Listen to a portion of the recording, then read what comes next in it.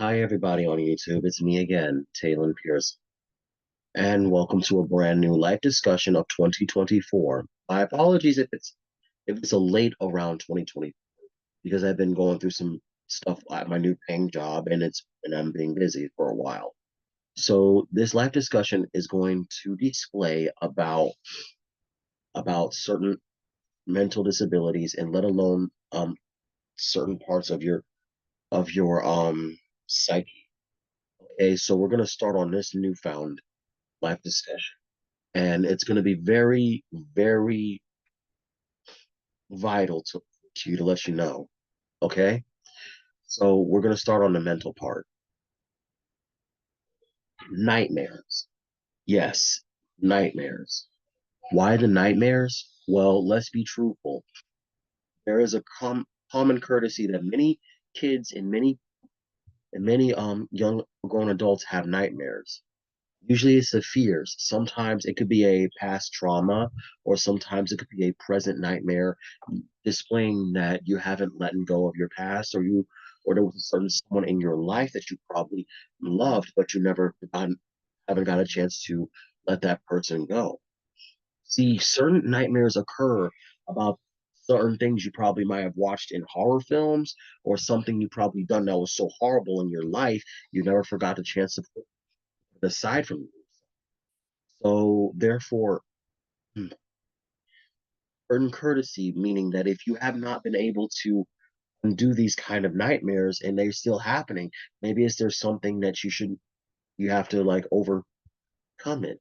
So here are some three traits that probably under help you with your nightmares and how you can overcome them.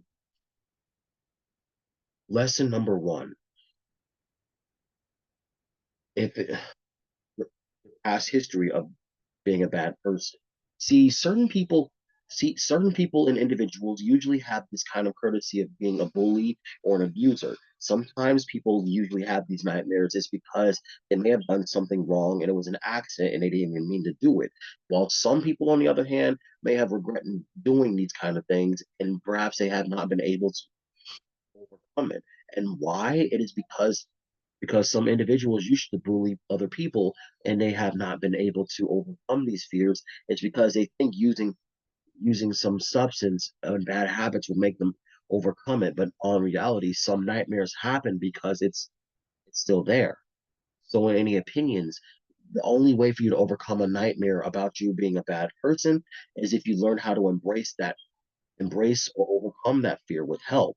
Seek out help for people who can help you with these kind of things, and let that person know whatever you did wrong. That person will learn to forgive you. And if you didn't receive their forgiveness, keep that apology out there and let them know that you really do mean it. And prove it to them to let you know that you're that you're apologetic.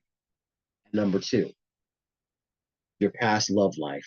Okay, past love lives usually see when it's a past love life between a good person or a good individual. Usually these nightmares occur because that breakup happened and how it happened. Either the person had dumped you or you have broken up with that person because he or she were probably was that person that was probably good to you, but you were not giving the same thing energy back in return. Usually the nightmares always occur, especially when you have not done anything for them, or you have, but you have not been able to give them a chance to talk about what you feel. So basically, some nightmares can occur. Mainly, you have not been over that person for a long period of time, but you were willing to let that person know that you were moved on and you would not be able to go back to that person.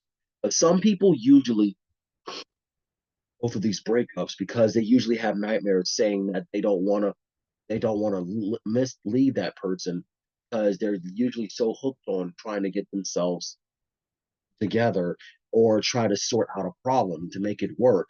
Some individuals will force this, and then they're not getting the results saying they're saying yes. Like for instance, if a man broke up with his current girlfriend because she was either being disrespectful or be very insanely psychotic, because the only reason why they act certain psychotic because men and women in general can be psychotic, especially if they have a history about abusive relationships with their family and friends. Sometimes they don't get it because they're usually act insanely toxic to each other because they don't know how they never had guidance on trying to have a better relationship.